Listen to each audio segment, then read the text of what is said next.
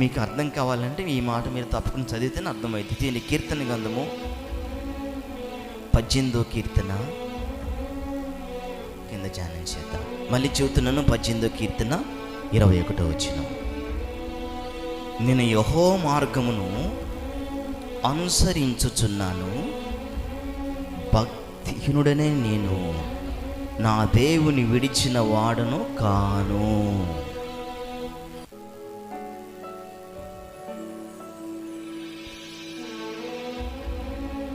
ఈ మాట మనం గమనించే ప్రయత్నం చేయగలిగితే,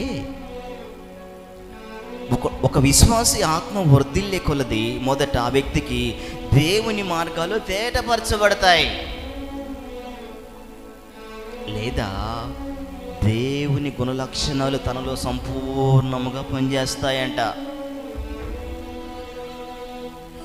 ఇప్పుడు నీ ఆత్మ లోకానుసారంగా నువ్వు ఆలోచన చేస్తే, లోకానుసారంగా వర్ధిల్లేదాని కొరకు నువ్వు ఆలోచన కలిగి ఉన్నప్పుడు నీకు ఎలాగ దేవుని మార్గం అర్థమవుతుంది? ఎలా దేవుని మార్గంలో సంపూర్ణంగా ఉండగలుగుతావు? కష్టం. మీకు ఓ మాట చెప్పిన, కొంతమంది 10 ఏళ్ళ నుంచి చర్చికి వచ్చిన, 5 సంవత్సరాల నుంచి మందిరానికి వచ్చిన, కొంతమంది ఇంకా దేవుని మార్గాలు తెలియదు. పేరుకాళ్ళు ఎవరు? క్రైస్తవులే, కానీ మార్గాలు మాత్రం తెలియదు.